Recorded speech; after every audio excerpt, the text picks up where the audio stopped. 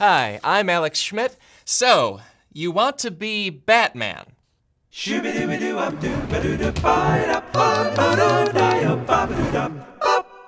Welcome to So You Want to Be, the show about what it takes to have the fictional careers you daydream about, or would never want to do. Either way, it's a funny show. I'm your YouTube-based career counselor, and I'm here to walk you through what to do from birth to now in order to be Batman. And good news, of the superhero options, Batman is the most realistic, right? He's so realistic. He has no magic superpowers.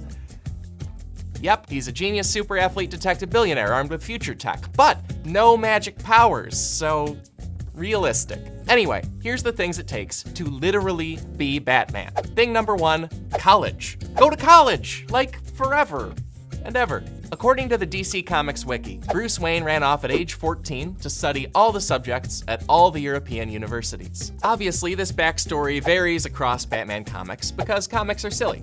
But no matter which Batman origin story you're calling definitive, it involves degree-level training in everything from forensic criminology to electrical engineering to advanced chemistry. Also, you wannabe Batmans must become the world's greatest detective, although he's more like an intelligence agent. And top spy agencies from America's CIA to Israel's Mossad demand years of rigorous training from field agents. Plus, if you want to be truly faithful to Batman's history, you'll tack on extracurricular lessons from boxers, ninjas, assassins, monks in Nepal, and/or secretly incredible British butlers, because comics are awesome. And you know what? I'm not going to tell you that you lack the brain power to learn more than any human being ever has. Maybe you can do it. Who knows? The human brain is a limitless, transcendent, luciferific organ. But remember, college isn't just hard, it's also expensive. And to be Batman, you're gonna need thing number two, incredible luck. Because we're talking nuts and bolts here, and Bruce Wayne bought every nut and bolt of his Batman gear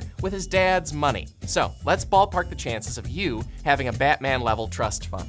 How rich is Thomas Wayne? Rich enough to own an estate and own the majority of an international corporation. Also, Thomas Wayne is American.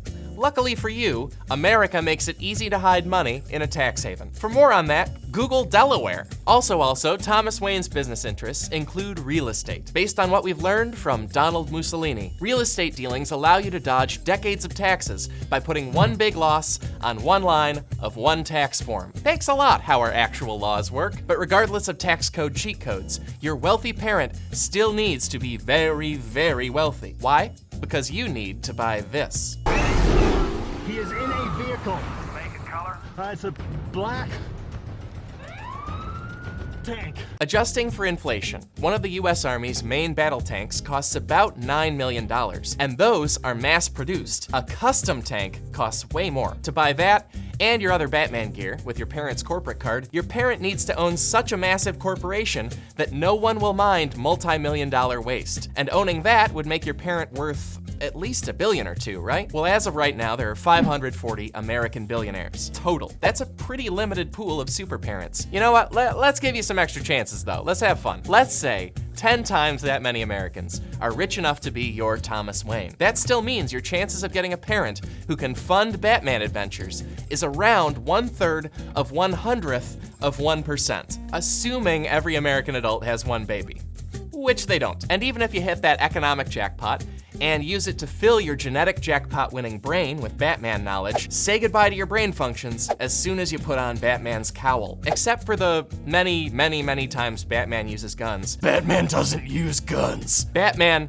fights hand to hand, so he gets punched in the head all the time, and not just by strong people. He takes haymakers from muscle zombies, from mutant lizard beasts, from alien gods, and in real life, human brains get ruined by blows from regular people. Boxers and mixed martial artists fight less often than Batman does. They still tend to lead those sports with terrible brain injuries, and football players wear protective helmets, yet the NFL admits up to 1/3 of its former players will develop long-term cognitive problems from the game's toll on the brain. Because no helmet makes the human brain less fragile. Your brain is always floating loosely in cranial fluid.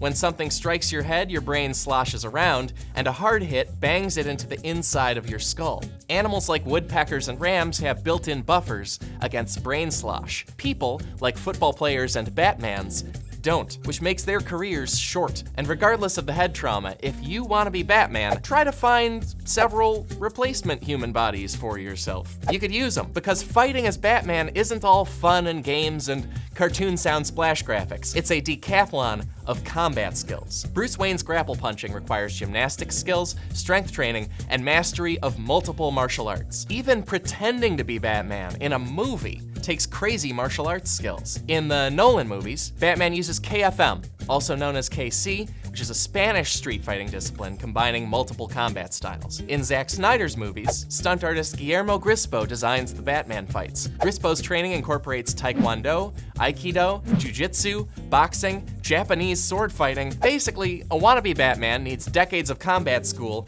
on top of decades of book school, which you might be up for, you know? But here's the worst part. Once you start Batmaning full-time, your body will quit the job within months. E. Paul Zare is a professor of kinesiology and neuroscience at the University of Victoria. He's also a martial artist. And based on his expertise, he claims Batman's physical training would take 10 to 12 years, possibly up to 18 years if you want to be skilled enough to stop enemies non-lethally. And once a fully trained Batman hits the streets, Dr. Zare estimates a 3-year career max before Batman has to hang it up. And not just because of the concussions, it's also because of the endless parade of rested adversaries walking out of Arkham and needing to consume about 5,000 calories a day, like an Olympic swimmer. And if nothing else, it's because of sleep. Batman refuses to sleep because he's Batman and Bruce Wayne, which means working the night shift as a criminal puncher, followed by a day shift playboying around stately Wayne Manor's grotto or whatever, I don't know. He's basically doing James Bond and Muhammad Ali's jobs, with a workday as long as a hospital double shift. And studies show that skipping sleep to work non-violent double shifts turns real-life doctors into the mental equivalent of drunks. So if you want to be Batman, you'll need to recover from injuries and rest up for new adventures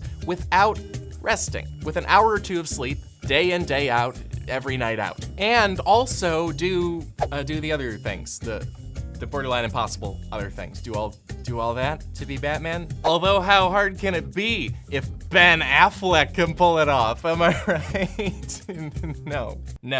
No, that is a lame opinion. I'm so sorry. We should cut that. He's great in most all movies. Right? Affleck. He transformed himself for the town. Bridge, you get it, right? Come on. Coxie's with me, right? Ben's an Oscar winner, right? Abe, come on, everybody. We'll do a thing for Ben, all of us, right now. We're done, by the way. Thank you very much. Hey, thank you for watching. This is a new show, So You Want to Be. In the comments, let me know other fictional characters, magical, normal, super, anything in between, that you would like to know how to literally be. That's the gist of it. Just comment with that. And you know what? Reply to a negative comment with your suggestion. So they're like, oh, this is blah, blah, blah, and you're like, Indiana Jones. You know, that'd be fun.